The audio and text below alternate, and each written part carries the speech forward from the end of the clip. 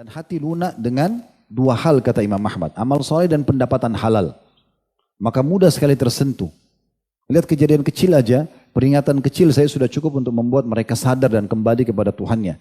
Terjerumus dalam satu perbuatan dosa, satu baru mau lakukan saja dia sudah gemetar, ketakutan untuk tidak mau melakukannya atau segera bertobat pada saat sedikit terjerumus lalu dia kembali kepada Tuhannya.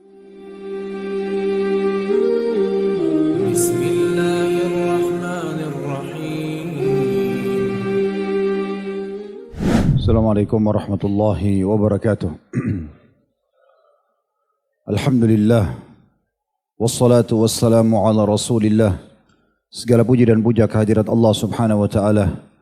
Juga salawat dan taslim kepada Nabi besar Muhammad sallallahu alaihi wa ala alihi wa sahbihi wasallam.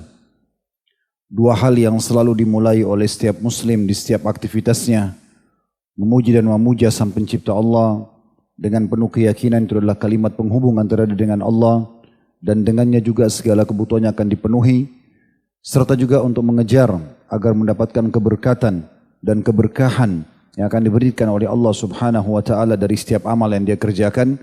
Dengan mengucapkan salam hormat kepada utusannya Nabi SAW. Pada kesempatan ini saya memilih tema Ramadan terbaikku. Tujuannya tidak lebih agar memberikan motivasi buat diri saya dulu sebagai pemateri dan juga buat teman-teman. Agar jangan Ramadan yang akan datang ini bila Allah subhanahu wa ta'ala memberikan kita umur berlalu seperti Ramadan-Ramadan yang lalu. Hanya sekedar terlewatkan begitu saja dengan ibadah yang pas-pasan, dengan keikhlasan yang juga butuh penopang agar dia bisa diterima dan sempurna keikhlasannya dengan masih adanya pelanggaran-pelanggaran dan kelalaian. Tapi kita berharap bagaimana Ramadan yang akan datang ini kita termotivasi dan terpicu justru untuk menjadikannya Ramadan terbaik buat kita semuanya. Karena terlalu banyak alasan berhubungan dengan masalah itu.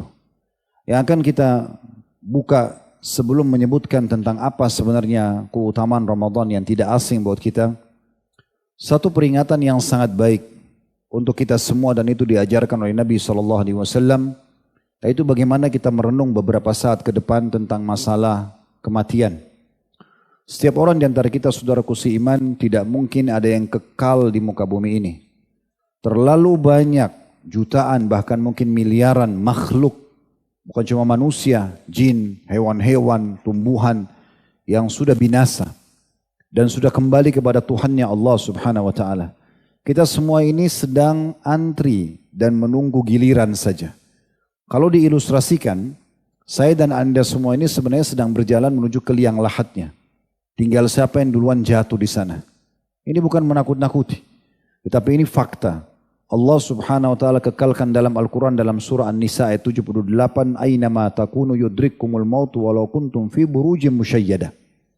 Dimanapun kamu berada, siapapun kamu, bagaimanapun kedudukanmu, dan berapa banyak pun hartamu, sesempurna apapun fisikmu, maka pasti kematian akan datang kepadamu walaupun kau sedang berada di sebuah bangunan yang kokoh. Tidak ada seseorang yang luput dari kematian dan dia adalah sesuatu yang misterius. Datangnya kita tidak tahu kapan, di mana, wujudnya seperti apa, tapi dia sebuah fakta yang tidak bisa sama sekali orang mendustakannya. Berapa banyak orang yang sehat meninggal, orang yang tua meninggal, yang masih anak-anak meninggal. Laki-laki, perempuan, para pemimpin dan raja, dan juga masyarakat jelata yang biasa juga sama, meninggal dunia. Beruntunglah orang yang sadar tentang hal ini. Makanya Nabi SAW mewasiatkan kepada kita semua dari 1400 tahun yang lalu. Akthiru zikra hadhimil ladzat. Perbanyak mengingat sesuatu yang akan memutus semua kenikmatan dunia. Maksudnya kematian. Dan kita akan dengarkan teman-teman sekalian bagaimana nasihat para salafus salih berhubungan dengan masalah ini. Agar ini nanti akan menjadi sebuah pemicu kita menjadikan Ramadan yang akan datang. Semoga Allah panjangkan umur kita dan mendapatkan Ramadan yang banyak. Dengan kesempurnaan iman, ilmu, amal saleh, keikhlasan. Dan juga jauh dan selamat dari maksiat serta taubat dari dosa-dosa yang pernah ada. Allahumma amin. Maka kita harusnya mengingat semua kalau kita akan meninggal dunia. Terlalu banyak orang mungkin Ramadan yang lalu bersama kita tapi sudah wafat. Atau mungkin 2 Ramadan yang lalu. Atau mungkin Ramadan-Ramadan yang selanjutnya, yang sebelumnya. Dan bukan mustahil, Ramadan akan datang, kita pun akan menyusul mereka dan hanya dikenang namanya saja. Oleh karena itu dengarkan wasiat dan nasihat para kaum salaf berhubungan dengan masalah ini. Yang pertama nasihat Abu Darda radhiyallahu anhu. Beliau mengatakan begini, ada sosok yang membuatku tertawa, yaitu orang yang mengejar dunia. Sibuk dari bangun tidur sampai tidur lagi, dunia aja yang dikejar sama dia. Tidak ada hubungannya sama akhirat. Sementara kematian senantiasa siap menghampirinya. Ia lalai, namun sungguh kematian tidak lupa terhadapnya. Ia tertawa sambil mengisi perutnya melalui mulutnya, tetapi ia tidak tahu apakah itu perbuatan yang diridhoi oleh Allah atau justru membuatnya murka. Dan beliau melihat semua itu dengan mata hatinya. Sehingga beliau membahasakan ini, beruntunglah orang yang bisa memahaminya. Abi Dzar radhiyallahu anhu mengatakan, maukah kalian aku beritahukan hari kefakiranku? Hari di mana nanti aku sangat miskin dan butuh bantuan. Butuh segala amal-amal walaupun kecil di saat itu. Yaitu di saat aku diletakkan di dalam kuburku. Kita pernah bahas Abi Dzar radhiyallahu anhu di serial sahabat kita. Sahabat ini yang tinggal 40 hari di Mekah, awal sekali ingin mengenal Nabi SAW. Tapi dia tidak bisa menanyakan kepada orang-orang Quraisy karena setiap kali nanya pasti digebukin bahkan bisa dibunuh. Maka 40 hari beliau hanya minum air zam-zam, tidak makan. Dan dari situlah keluar hadis Nabi SAW kalau zam-zam adalah minuman sekaligus makanan yang mengenyangkan. Beliau hanya untuk menunggu ingin bertemu dengan Nabi SAW. Dan akhirnya ketemu dengan Ali radhiyallahu anhu dan akhirnya dipertemukan dengan Nabi SAW dan beliau syahadat. Orang yang sangat luar biasa dari awal masuk Islam sudah menjadi dai di suku Ghifar. Sukunya beliau, Abi Dzar al-Ghifari. Sukunya terkenal perampok. Ya, maka beliau berhasil memasuk Islamkan setengah sukunya pada saat beliau datang mendatangi Nabi SAW setelah Nabi SAW hijrah di Madinah. Di perang Tabuk, beliau sempat menunggangi kuda atau unta yang lamban jalannya sehingga dia ketinggalan dari pasukan. Dan jauh sekali ketinggalan. Maka beliau kemudian meninggalkan kudanya dan beliau jalan kaki ratusan mil hanya untuk mengejar pasukan muslimin. Dan sekian banyak keutamaan Abi Dzar radhiyallahu anhu mungkin tidak bisa saya sebutkan semua karena waktu tidak memungkinkan. Tapi beliau dengan banyaknya amal yang sudah dikerjakan, jauhnya diri dari dosa, beliau masih mengatakan, apakah kalian mau tahu hari kefakiranku? Di mana aku betul-betul sangat sedih, sangat butuh dengan bantuan, yaitu pada saat aku diletakkan di kubur. Lihat bagaimana Abi Darda, Abi Dzar radhiyallahu anhum, mereka menyadarkan diri mereka sendiri kalau satu waktu akan meninggal dunia. Dan harus selalu tiap hari sadar dengan masalah ini. Supaya pada saat mati datang, kita bisa berkata seperti yang dikatakan oleh Bilal radhiyallahu anhu. Pada saat ditanya tentang kematian, beliau mengatakan, marhaban bil maut, selamat datang kematian. Karena beliau sudah merasa setiap hari punya persiapan yang sangat matang. Sehingga beliau siap menghadapi kematian tersebut. Bagaimana Abu Hurairah radhiyallahu anhu pernah melihat jenazah dipikul di hadapan beliau. Lalu beliau meneteskan air mata seketika pada saat itu. Lalu beliau berkata yang didengarkan oleh orang sekitarnya, lanjutkan perjalanan kalian. Sungguh demi Allah kami pasti akan menyusul. Dan orang-orang seperti ini teman-teman sekalian luar biasa. Karena mereka cuma melihat jenazah, kena lunaknya hatinya. Dan hati lunak dengan dua hal kata Imam Ahmad. Amal soleh dan pendapatan halal. Maka mudah sekali tersentuh. Lihat kejadian kecil aja, peringatan kecil saya sudah cukup untuk membuat mereka sadar dan kembali kepada Tuhannya. Terjerumus dalam satu perbuatan dosa, atau baru mau lakukan saja dia sudah gemetar, ketakutan untuk tidak mau melakukannya atau segera bertobat pada saat sedikit terjerumus lalu dia kembali kepada Tuhannya Allah SWT. Ini karena hatinya bersih. Jadi kalau kita dengar nasihat-nasihat seperti ini teman-teman, lalu hati kita tidak tergugah sama sekali, tidak mengambil pelajaran, lupakan siapa yang menyampaikan, tapi apa yang sedang disampaikan, kalau itu benar, maka ambil sebagai pelajaran. Karena majelis-majelis ilmu seperti ini hanya bisa seperti kami menyampaikan saja. Tidak mungkin saya pribadi teman-teman sekalian mengetuk rumah antum, kos-kos antum setiap saat, ayo sholat akhi, ayo sadar ukhti, ayo begini dan begitu. Tidak mungkin. Semua kami hanya datang menggunakan mikrofon, pengeras suara, sampaikan. Beruntunglah orang yang engah dan sadar dengan masalah ini. Di saat ini dan beberapa saat ke depan setelah antum dengarkan, saya akan sampaikan banyak sekali statement para ulama salaf tentang masalah bagaimana mereka memotivasi diri mereka agar selalu rajin ibadah, termasuk bagaimana nanti mereka menyambut ibadah-ibadah yang besar sekali, yang mahal sekali seperti Ramadan yang akan datang ini, mereka bagaimana memotivasi diri mereka, kita ambil. Kalau setelah mendengarkan semua ini masih belum terugah juga hati kita, maka berbanyak istighfar. Karena hati sudah keras menandakan ada dosa di dalamnya. Karena kalau pernyataan seperti ini tidak sampai, tidak bisa menyentuh, tidak bisa membuat hati kita lunak, air mata kita mungkin menetes, pikiran kita mulai merenung tentang kebesaran dan kemahakuasaan Allah serta ketakutan akan dosa-dosa yang mungkin Allah bisa hukum, maka ini berarti ada satu pengganjal yang luar biasa. Lalu dengan apa lagi kita harap akan datang peringatan yang bisa membuat kita sadar.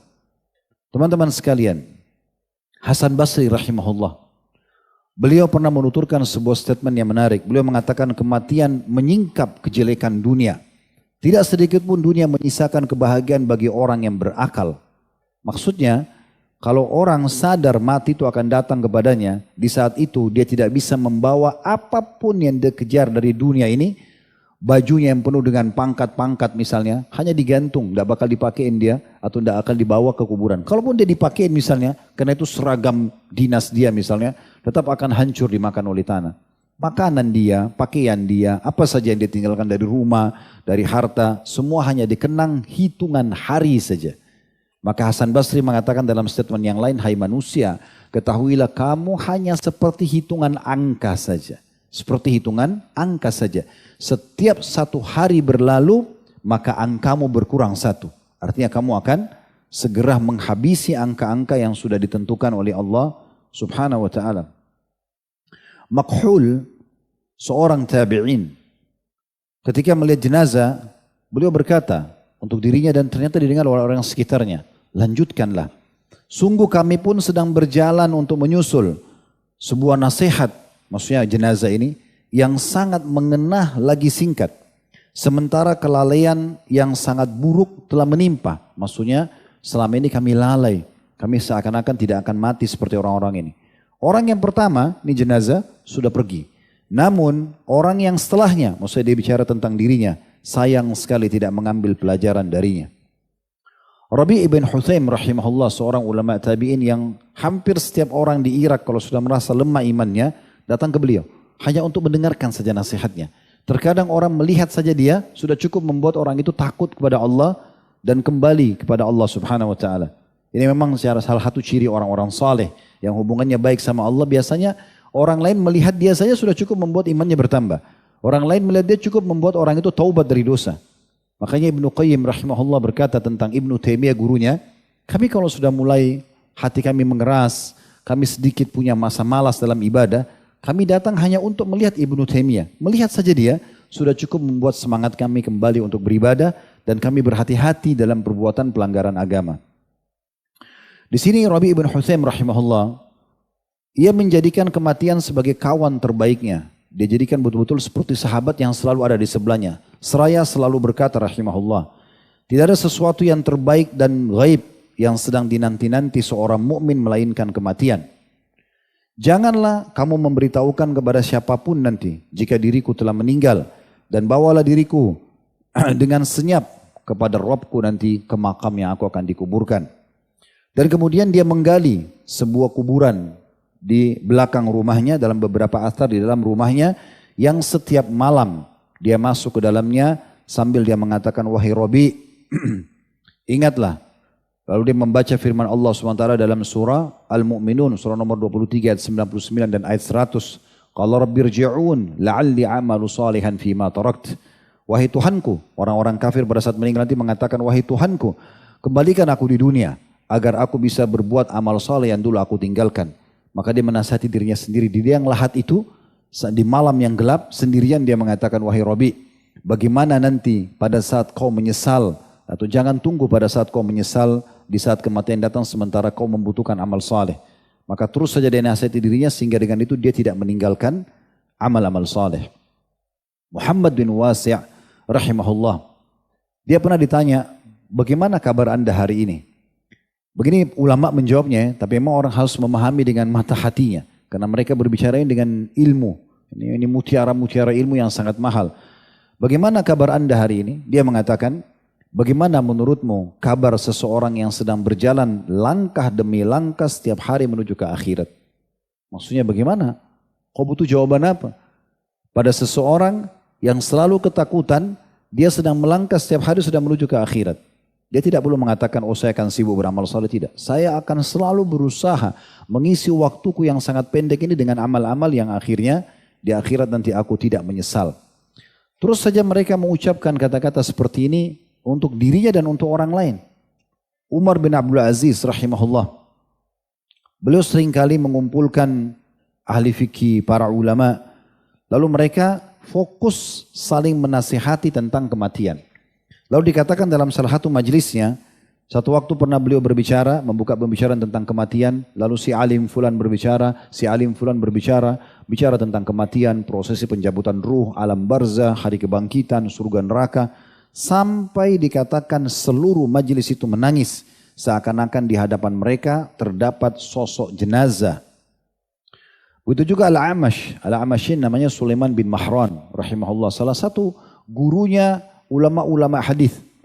Kalau kita baca riwayat-riwayat ulama hadis Bukhari, Muslim, biasanya dalam sanadnya itu ada fulan-fulan dari Al-A'mash. A'mash ini julukan sebenarnya. Nama beliau Sulaiman bin Mahran. Beliau menceritakan di masanya, kita pernah menghadiri prosesi pemakaman. Dan kita atau kami tidak mengetahui siapa sebenarnya keluarga yang ditinggal oleh mayit. Karena saking sedihnya seluruh manusia yang hadir pada saat itu. Jadi mereka betul-betul meresapi tentang orang mati ini, langsung diambil pelajaran. Bukan mungkin seperti kita biasa lihat jenazah lewat, ambulan lewat, oh orang mati, ya udah selesai. Begitu aja. Tetap aja dia telepon dengan maksiatnya, tetap aja tontonannya berjalan yang maksiatnya, tetap aja lisannya masih berdusta, tetap aja transaksi ribanya masih jalan. Seakan-akan mati itu tidak jadi peringatan buat dia. Ini luar biasa nih. Hatinya sudah keras. Gitu. Harusnya orang-orang yang hatinya lunak itu lihat begitu saya sudah langsung diambil pelajaran. Apalagi kalau sampai lebih daripada itu, kayak kejadian besar, gempa, bencana, banjir, itu kalau kaum salafus saleh itu luar biasa. Abdullah bin Mas'ud radhiyallahu anhu pernah mendengar guntur saja. Guntur waktu dia lagi ada di Kufah. Kita sering dengar guntur musim hujan. Maka beliau mengatakan sambil meneteskan air mata, sungguh ini peringatan keras dari Allah di atas langit sana kepada penduduk bumi. Maksudnya ini hati-hati, suara guntur begitu keras menggelegar, ini bukan sembarangan. Berarti ada sesuatu yang salah di muka bumi yang harusnya diperbaiki. Thabit al-Bunani rahimahullah pernah bertutur, dahulu kami pernah menghadiri proses pemakaman. Kita tidak melihat siapapun melainkan semua orang menutup setengah wajahnya karena menangis. Dan ini sesuai dengan yang disunnahkan oleh Nabi SAW. Dalam sebuah riwayat Bukhari, pernah Nabi SAW lihat jenazah sahabat dimakamkan. Begitu digali kuburannya lalu diturunkan, Nabi SAW datang merapat di situ. Begitu melihat liang lahat itu, Nabi SAW lagi berdiri tiba-tiba tunduk dan menopang diri beliau dengan lutut beliau. Jadi bukan duduk sampai ke bawah tapi lututnya yang turun ke bawah. Lalu beliau tundukkan kepala sambil meneteskan air mata karena waktu itu musim panas. Pasir di bawah Nabi SAW itu tertetes dengan air mata beliau yang banyak. Lalu beliau mengatakan dalam atau keadaan seperti inilah kita harus menangis dan punya persiapan. Jadi Nabi SAW selalu ingatkan dan ini dipraktikkan oleh para kaum salaf. Selalu pembicara mereka tidak pernah luput dari masalah kematian. Hati-hati, dia ingatkan diri dan juga ingatkan orang di sekitarnya. Oleh karena itu teman-teman, mengingat kematian ini satu hal yang luar biasa. Sering dengar putar-putar terus ceramah, ulang-ulangin ceramah tentang kematian, pencabutan ruh, nanti di dalam alam kubur, siksa kubur ya. Perhatikan, baca semua itu. Ada tulisan Ibnu Rajab rahimahullah. Saya pernah lihat sudah diterjemahkan dalam bahasa Indonesia. Waktu itu beberapa tahun lalu saya lihat judulnya 559 kisah nyata alam barzah. Tulisannya Ibnu Rajab, tapi saya tidak tahu penerbitnya siapa. Cuma saya pernah lihat buku itu dan itu buku sangat bagus. Ratusan kisah tentang kisah-kisah nyata orang-orang soleh yang dikubur di masa dulu. Di Irak, ya, di wilayah-wilayah yang para salafus soleh hidup dulu. Dan ratusan kisah tentang orang-orang yang disiksa di alam kubur. Kita perlu baca, dengar, lihat supaya menyadarkan diri kita. Selalu dengar ceramah teman-teman sekalian tentang surga, tentang neraka. Supaya menambah iman kita dan selalu semangat untuk mengerjakan amal soleh dan jauh dari kelalaian. Karena kelalaian ini tidak ada manfaatnya sama sekali. Hanya membuat kita jauh dari Allah, jauh dari rezeki yang Allah janjikan di dunia karena dosa akan menjauhkan dari rezeki. Di akhirat kita akan menyesal. Kita akan menyesal. Salah satu dari 3 golongan yang menyesal hari kiamat. Golongan pertama adalah orang kafir, munafik dan musyrik yang kekal di api neraka. Ini abadi penyesalan mereka. Yang kedua adalah orang-orang ahli maksiat dan dosanya lebih berat daripada amal solehnya. Menyesal juga karena masuk neraka dulu walaupun nanti masuk surga. Yang ketiga adalah orang-orang beriman yang masuk surga, yang sebenarnya di dunia dia punya peluang untuk meraih derajat-derajat tinggi di surga tapi dia lalai. Nanti dia sadari selama masuk surga, oh dulu saya hanya kena duduk nongkrong sama teman saya. Andai saja saat itu saya berzikir, atau saya misalnya membicarakan nasihat, atau saya misalnya hadir majelis ilmu, atau saya silaturahmi keluarga, derajat saya ke sana loh, tapi sudah nggak bisa diperbaikin. Penyesalan itu hanya kelalaian biasa, mungkin perbuatan mubah yang antum tinggalkan. Bagaimana dengan orang yang mengkalikan kewajiban dan seterusnya.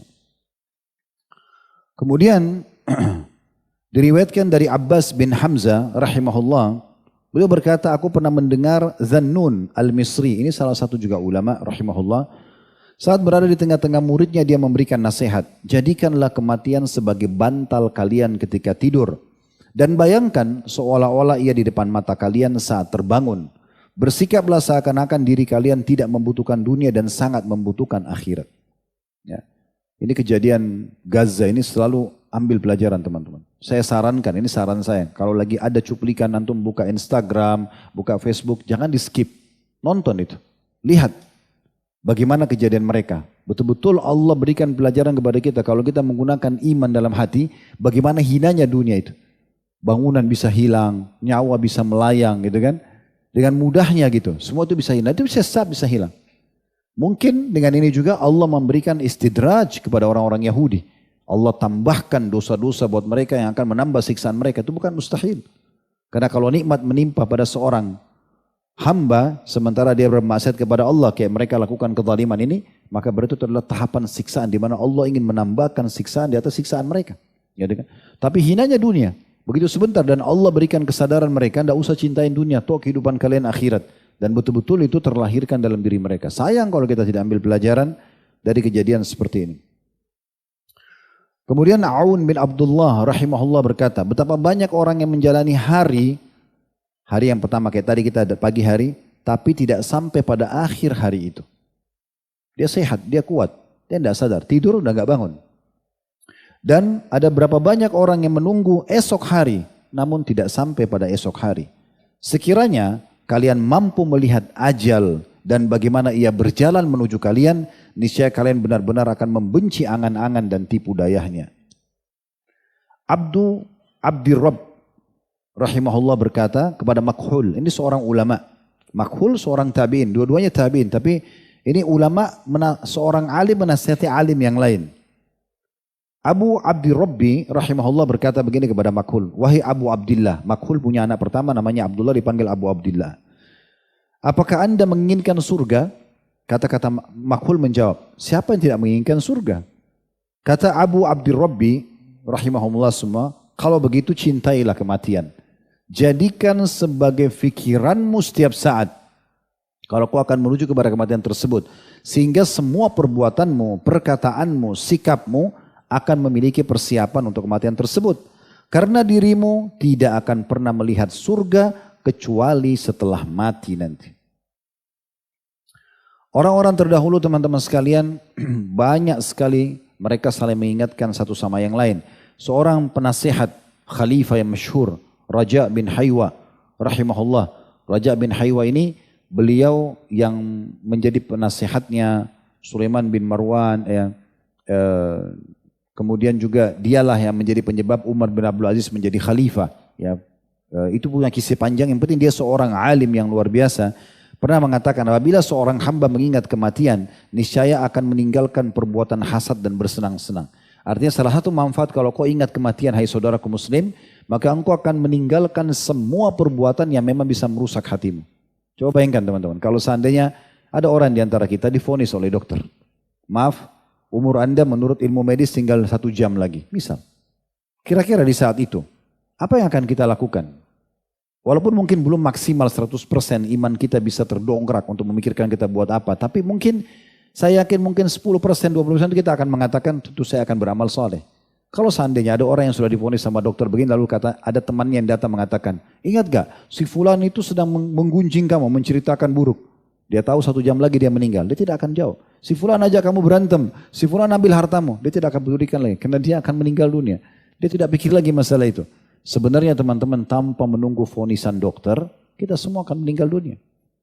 Jadi sayang sekali kalau kita tidak sadari masalah ini. Sehingga harusnya kita jadikan sebagai pendongkrak utama kita untuk selalu rajin beramal saleh. Segera istighfar sebelum terlambat. Peringatan-peringatan seperti ini, saya pun tidak pernah menyusun kata-kata ini teman-teman. Saya tidak tahu bagaimana Allah Azza wa Jalla memudahkan dari lisan yang keluar ini untuk memperingatkan diri saya sendiri dan teman-teman sekalian. Cerdas sekali orang kalau sadar, oh iya ya, kemudian dia perbaiki hidupnya. Pegang setir kehidupan kita masing-masing, masukkan ke rel jalan yang benar, yaitu tujuan utama kita diciptakan mengabdi dan beribadah kepada Allah Subhanahu wa taala. Ini sayang sekali kalau tidak dimaksimalin. Bishr bin Al-Harith rahimahullah berkata, apabila kamu mengingat mati, maka keindahan dan kesenangan dunia akan sirna. Jadi kecil, bukan menjadi target utama. Para salafus saleh dulu kalau ketinggalan satu kali sholat berjamaah, lebih membuat mereka sedih, bahkan bisa sampai berbulan-bulan, bertahun-tahun mereka sedih dengan ketinggalan satu sholat berjamaah daripada mereka kehilangan harta dunia dan seluruh isinya. Itu terjadi kepada para sahabat, para tabi'in, para orang-orang soleh. Karena mereka tahu ini yang saya butuhkan. Dunia itu gampang, akan datang dengan sendirinya. Rezeki sudah ditentukan. Tapi amal soleh yang luput tidak bisa diperbaiki. Sekali kita nggak sholat subuh berjamaah di masjid, baik kita taubat sama Allah, dimaafkan. Tapi subuh itu, di hari itu tercatat di buku amal kita akan lihat di hari kiamat, orang ini enggak sholat subuh. Kenapa? Ketiduran, karena begadang, karena ini dan itu misalnya. Baik, alasannya diterima, tapi tetap berarti kosong dari amal soleh. Yang sempat sholat subuh di hari itu beruntunglah dia, dapat derajat yang tidak bisa kita jangkau. Kan begitu, itu amal soleh enggak bisa. Nah itu yang difahami oleh para salafus soleh sehingga mereka hati-hati sekali. Ibrahim At-Taimi rahimahullah berkata, ada dua perkara yang akan mengikis kenikmatan dunia dariku. Maksudnya ada, alhamdulillah. Tidak ada, enggak jadi masalah. Orang yang pikirkan kematian dan akhirat, dia mau makan sesuatu. Datang ke restorannya sudah habis, tidak masalah, makan yang lain. Mau beli baju enggak dapat, dia sudah beli baju yang lain. Karena dunia dianggap kecil sama dia. Beliau mengatakan, ya, kalau orang mengingat kematian, atau ada dua perkara yang akan mengikis kenikmatan dunia dariku, mengingat mati dan sadar, menyadarkan diri akan berdiri di hadapan Allah Subhanahu wa ta'ala. Ka'ab al-Ahbar rahimahullah berkata, barang siapa yang memahami kematian, maka segala musibah dan kesedihan dunia akan terasa ringan. Siapa yang ingat kematian, maka semua urusan dunia jadi kecil buat dia. Toh saya juga akan mati. Kalau ada hak kita sama orang lain, maka kita tahu dan yakin setelah mati kita akan ambil hak kita. Itu keyakinan seorang muslim. Kalau kita zalimi orang lain dengan ingat kematian, kita jadi hati-hati, kita jadi minta maaf. Lebih baik sekarang tebal muka, maafin saya salah, kembalikan haknya orang daripada nanti di akhirat dibayar dengan ibadah. Itu manfaat yang besar orang kalau ingat kematian. Kemudian juga suatu hari Amr bin As rahimahullah.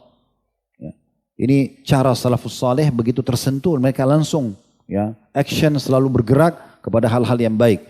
Pernah satu waktu Amr bin As melihat sebuah makam, kuburan. Begitu lihat, berapa detik saja, tiba-tiba beliau cari satu tempat di pinggir jalan lalu beliau sholat. Beberapa muridnya, teman-temannya dari tabi'in mengatakan, belum pernah Anda lakukan perbuatan seperti ini. Beritahukan kami, kenapa tiba-tiba Anda sholat? Selama kami temani Anda sama hidup ini, belum pernah kami lihat Anda sholat di pinggir jalan. Maka beliau mengatakan, aku pada saat lihat kuburan itu, tiba-tiba aku teringat dengan ahli kubur, serta sesuatu yang menghalangi mereka. Maka aku ingin beribadah kepada Allah dengan sholat. Maksudnya, aku tahu ini. Sekarang aku enggak, kalau orang-orang di kuburan ini, sebenarnya mereka berharap bisa hidup dan bisa beramal soleh. Dan sekarang saya masih hidup punya kesempatan, maka saya sholat. Karena sholat adalah amal yang paling mulia. Saya langsung eksekusi untuk mengerjakan sholat. Ini juga pernah terjadi kepada Hasan Basri rahimahullah. Di mana beliau pernah melihat jenazah, kemudian beliau langsung berzikir kepada Allah Subhanahu wa ta'ala. Seorang anak muda bertanya kepadanya, kenapa Anda berzikir wahai imam? Maka beliau mengatakan, karena yang sedang kita pikul ini sudah tidak bisa berzikir lagi. Maka berzikirlah wahai anak muda. Jadi begitu mereka luar biasa saling mengingatkan satu sama yang lain. Sufyan ats-Tsauri rahimahullah, pada saat beliau sedang sakit dan menjelang kematiannya, ini ulama terkenal, Sufyan ats-Tsauri seorang tabi'in yang terkenal sajjad, suka sekali sujud ya. Beliau itu kalau sujud kepada Allah SWT luar biasa. Tidak mengangkat kepalanya sama sekali sampai semua hajatnya sudah dituangkan kepada Tuhannya Allah Subhanahu wa ta'ala. Lalu ada seorang laki-laki yang menyampaikan sebuah hadis yang membuatnya takjub. Kisah ini sebenarnya dan beberapa kisah ke depannya akan kami sampaikan. Bagaimana para salafus saleh, mereka itu kalau walaupun mereka sudah mau mati, maka mereka coba kalau masih ada faedah yang bisa didapatkan mereka segera raih. Tadi Amr bin As langsung sholat misalnya. Hasan Basri langsung berzikir begitu lihat jenazah. Jadi mereka seperti itu. Nah pernah Sufyan ats-Tsauri pas dia lagi ranjang kematiannya ada orang datang melihat beberapa orang menjenguknya. Ada satu orang sebutin hadis yang hadis ini Sufyan ats-Tsauri belum pernah dengar dan dia takjub. Dalam kondisi dia sangat lemah, dia sempat berdiri kemudian mengorek di bagian ranjangnya dikeluarkan beberapa alat tulis. Di masa itu masih sangat sederhana. Disebutkan dalam kisah ini papan. Dengan pena, lalu beliau menulis, mengatakan pada orang tersebut, ulangi hadis tadi yang kau sebutkan, aku ingin menulisnya. Pada saat dia lagi pegang dalam kondisi dia gemetar, karena suruh sangat lemah, dan setelah ini memang dia meninggal. Maka orang-orang mengatakan, dalam kondisi ini ke Anda masih sempat menulis? Kata Sufyan, sungguh ini sebuah kebaikan. Jika aku telah tetap hidup, setelah ini tidak mati, maka aku telah mendengar kebaikan. Dan bila aku mati pun, maka aku telah menulis suatu kebaikan. Kalau aku kerjakan ini sekarang, dan aku masih hidup kebaikan, aku masih bisa hafal, bisa ajarin ke orang.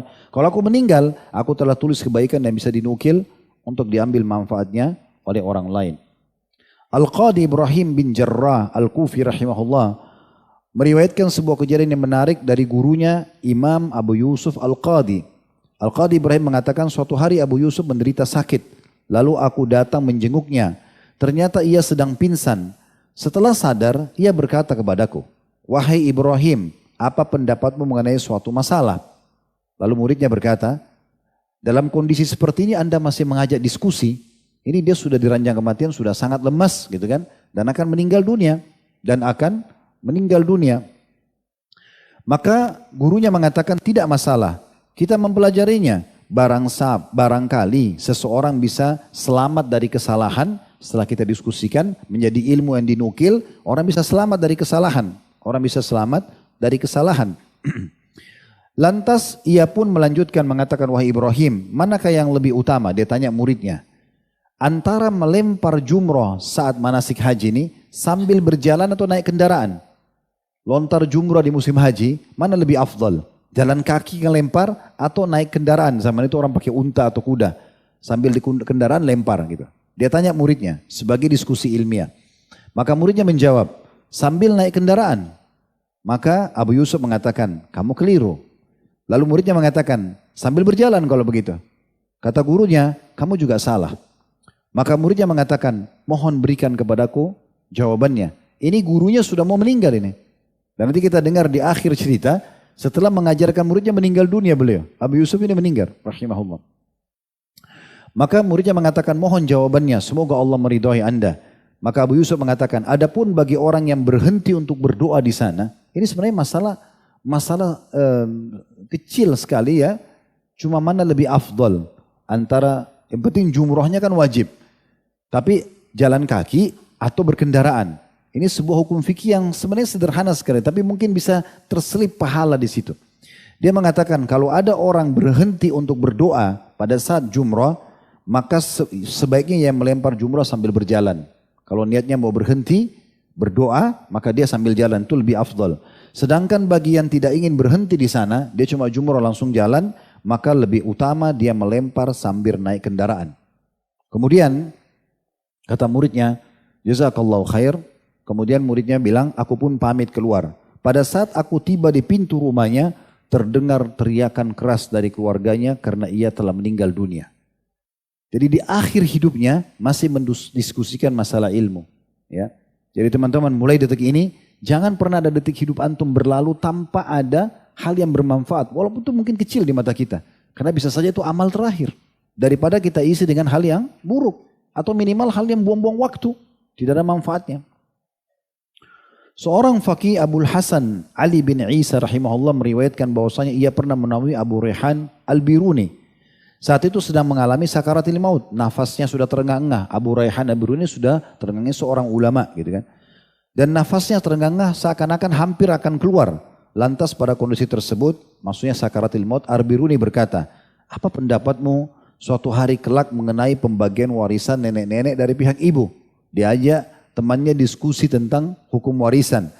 Lalu dia juga bertanya tentang beberapa hukum berhubungan dengan warisan itu. Lalu Abul Hasan temannya ini seorang alim juga menjawab. Aku pun menjawab apa yang dia tanya karena melihat kondisinya yang kesian gitu kan. Lalu ia berkata kepadaku, Anda dalam kondisi seperti ini. Ya. Dia mengatakan, aku ya, dalam kondisi seperti ini akan meninggalkan dunia, jauh lebih aku sukai dalam kondisi mengetahui masalah ini daripada aku tidak mengetahuinya. Sementara dunia juga ini akan tetap ditinggalkan dalam kondisi aku tahu atau tidak tahu. Kemudian beberapa saat saja setelah itu, dia pun meninggal dunia. Dan sekian banyak sebenarnya ya nasihat-nasihat yang bisa kita ambil dari kaum salafus saleh tentang masalah kematian. Nah, saya ingin sampaikan teman-teman sekalian, berhubungan ini sebenarnya awalnya ya pemicunya, dan kita ingin kembali mengingatkan kalau di depan mata kita ini ada hari-hari terbaik. Sebagaimana Allah memilih dari kalangan malaikat Jibril, Mikail, Israfil adalah pimpin malaikat.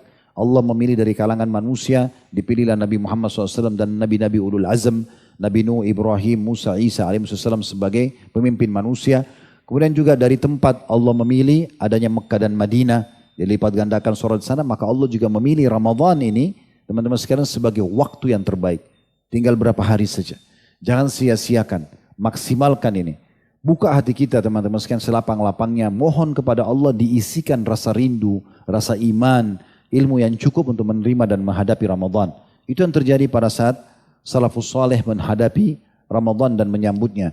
Dan Nabi SAW sudah menyebutkan di dalam hadis yang sangat masyhur ya, pada saat memang Ramadan akan datang, beliau mengingatkan semua sahabat dan juga dinukil ya untuk kita umatnya perkataan beliau yang sangat masyhur, sesungguhnya telah datang kepada kalian Ramadan, bulan yang penuh dengan berkah. Bulan yang penuh dengan berkah. Di mana di bulan ini Allah Subhanahu wa taala melihat persaingan kalian dalam ibadah kalian. Maka perlihatkanlah yang terbaik dari diri kalian sendiri. Saya simpulkan, mungkin panjang ini kalau mau dijelaskan, tetapi teman-teman sekalian, Ramadan memiliki banyak sekali keutamaan yang tidak boleh luput dari kita dan tidak ada di bulan lain. Yang pertama, bulan diturunkannya Al-Quran. Berarti memang Ramadan dijadikan bulan untuk Al-Quran. Saatnya antum buka, baca, tadaburi, khatam, tadaburi, hafal sebagian ayat-ayatnya, perhatikan dalam kehidupan. Sebagian salafus saleh ada yang menutup usahanya Ramadan karena ingin membaca Al-Quran. Sebagian mereka menutup pengajiannya karena ingin membaca Al-Quran. Jadi pokoknya baca saja terus Al-Quran tersebut karena dia akan menjadi saksi pada hari kiamat. Kata Nabi SAW, ya baca Al-Quran karena dia akan menjadi penolong bagi pembacanya hari kiamat, dan Ramadan adalah bulan untuk Al-Quran.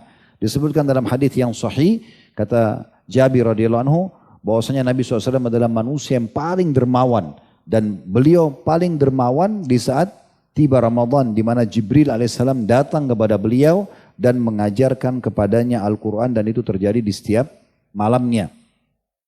Kemudian juga dia adalah bulan yang terbaik dari ibadah. Puasa yang kita kerjakan teman-teman sekalian bukan penyiksaan, tapi ini adalah bulan training. Ini training sebenarnya.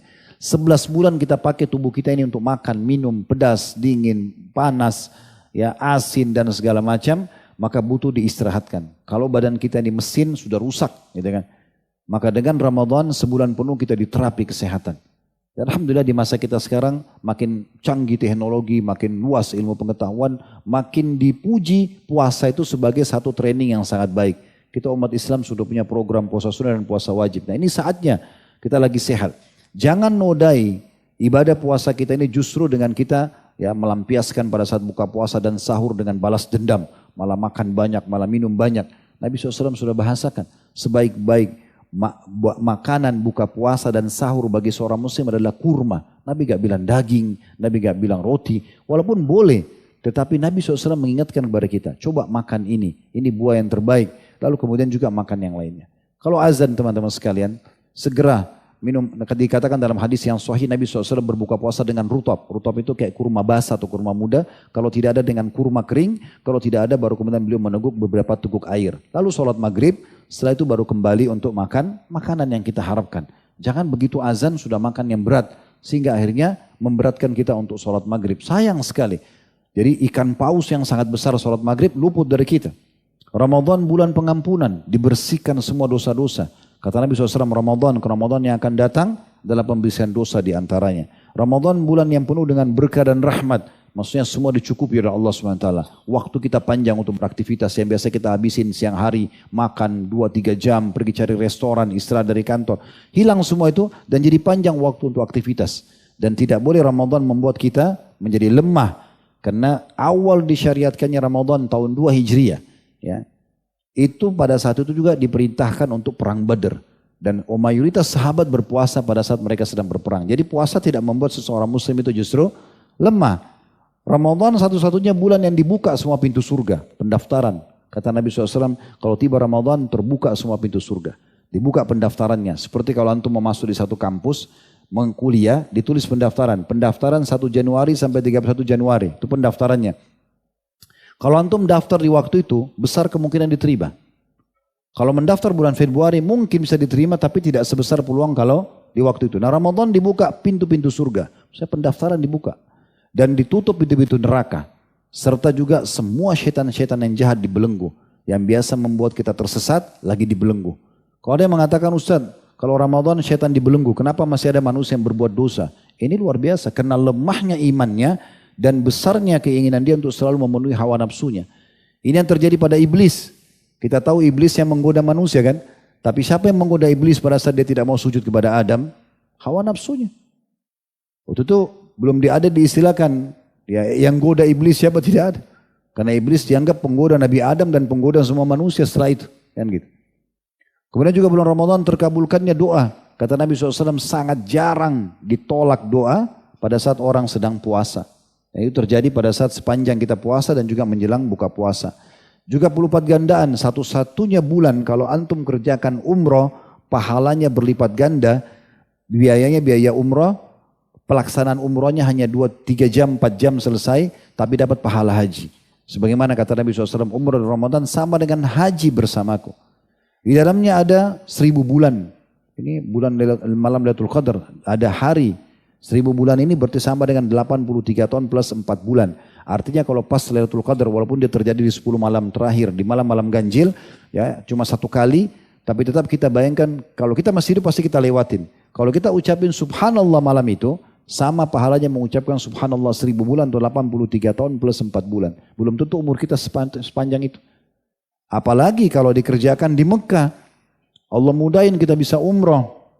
Sholat di Masjid Haram 100.000 pahala. Sholat sendiri. Kalau sholat berjamaah kali 27 kali lipat. 2,7 juta pahala sholat di Masjid Haram kalau berjamaah. Plus lagi umroh di Ramadan di saat itu.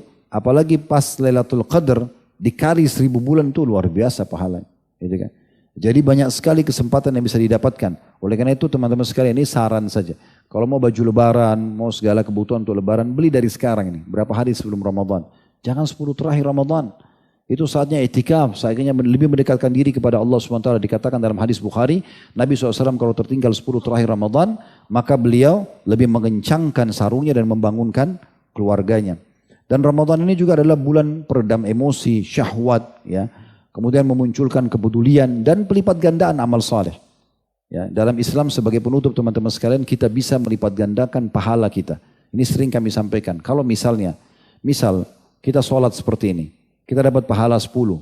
Maka bisa nggak saya dapat pahala 10 yang lainnya? Bisa. Kita jadikan ibadah ini, kita menjadi marketing untuk ibadah itu. Kita ajak orang lain untuk sholat. 10 orang ikut sholat, maka kita panen pahalanya. Begitu juga dengan Ramadan. Ajak orang lain, motivasi orang lain. Bahkan kita bisa meraih pahala mereka dengan buka puasakan orang. Saya tutup dengan ini teman-teman sekalian. Jangan luput di Ramadan ini untuk buka puasakan orang setiap hari. Semampu antum saja. Segelas air mineral nggak apa-apa. Sering saya sampaikan di pengajian, 1 dus air mineral 48 gelas itu cuma 20-30 ribu rupiah. 48. Kalau itu saja satu antum bisa beli, kasih di masjid atau musola dekat rumah atau bagiin orang di jalan. Saya bawa ke mobil, bawa ke kendaraan, pas pulang mau maghrib kalau memang sudah tahu buka puasa di pinggir jalan, bawa, bagiin kepada orang di pinggir jalan. 48, berarti hari itu antum punya 49 pahala buka puasa hanya dengan air mineral. Antum 48 yang lainnya. Bagaimana kalau kita bisa siapin 1 hari 1 dus? Bagaimana kalau 1 hari 10 dus kali 30 dan seterusnya? Itu semua pahala yang luar biasa. Berarti banyak sekali kesempatan untuk melipat gandakan pahala buka puasa. Kalau antum betul-betul miskin tidak punya apa-apa, biasanya orang miskin buka puasa di masjid. Maka selalu saya ingatkan, bantu marbot masjid. taruh kurmanya, taruh airnya. Ini benar-benar nggak ada modalnya, cuma bantu saja. Dan yang terakhir teman-teman sekalian, ini selalu saya jadikan cambukan bagi orang yang malas sekali, tidak mau cari pahala. Ya, kalau tidak mau juga bantu marwah masjid, cuma mau jadi bos-bos duduk, dilayani makan minumnya, baik. Tinggal tukar air mineral antum dengan teman di sebelah. Ini modalnya cuma begini. Nah, ya, ini ambil pahala saya ambil pahala kamu. Ini juga nggak mau, cambuk saja. Ini luar biasa. Karena kata Nabi SAW, siapa yang buka puasa kan orang yang puasa, dia akan dapat pahalanya tanpa dikurangi sepun dari pahala dia. Karena itu modalnya cuma pindah-pindahin saja. Saya kadang-kadang kalau lagi di Masjid Nabawi sama ikhwah sama jemaah, saya selalu bilang, ini kesempatan nih cari pahala. Walaupun kita sudah bagi-bagi, alhamdulillah kepada orang lain, kita coba bagi, ini saling tukar-tukaran satu sama yang lain. Itu pahalanya luar biasa. Kalau ini juga nggak mau, ini luar biasa. Gitu kan? Dia akan menyesal sendiri nanti pada hari kiamat. Allahu a'lam. Baik itu saya teman-teman sekalian, semoga apa yang kita bahas malam ini bermanfaat buat kita semua. Allah ikhlaskan niat kita, ya Allah ikhlaskan niat kita. Allah selalu isi hidup kita semua dengan amal saleh. Allah panjangkan di atas kesempurnaan iman, ilmu dan amal saleh. Dan kita selalu doakan negeri kita menjadi negara yang aman, tentram, damai. Allah jaga persatuan dan kesatuan serta kemerdekaan kita. Allah berikan negara kita sampai menjelang hari kiamat nanti pemimpin-pemimpin yang baik, yang menjalankan tugas dan amanah dengan baik, serta bertanggung jawab, serta Allah jadikan juga kita masyarakat yang selalu gotong royong dalam kebaikan dan jauh dari kemaksiatan kepada Allah, dan semoga kita menjadi contoh bagi orang-orang yang atau negara yang lain. Tidak pernah lupa kita doakan saudara kita dimanapun mereka berada sedang tertindas, terutama di Palestina dan secara khusus Gaza dan Rafah di hari-hari kita sekarang. Semoga Allah ikhlaskan niat mereka, terima para syuhada mereka, mulakan Islam di tangan mereka dan tangan kita semua, dan semoga Allah ikut sertakan kita bersama mereka di pahala, dengan doa, dan juga dengan jiwa kita serta harta atau apapun yang kita mampu lakukan, dan semoga Allah menyatukan kita semua di surga Firdausya tanpa hisab. Allahumma amin. Wa sallallahu ala nabiyina Muhammadin wa alihi wa sahbihi wa sallam wa akhiru da'wana alhamdulillahi rabbil alamin. Subhanakallahumma bihamdika asyhadu an la ilaha illa anta astaghfiruka wa atubu ilaik. Wassalamualaikum warahmatullahi wabarakatuh.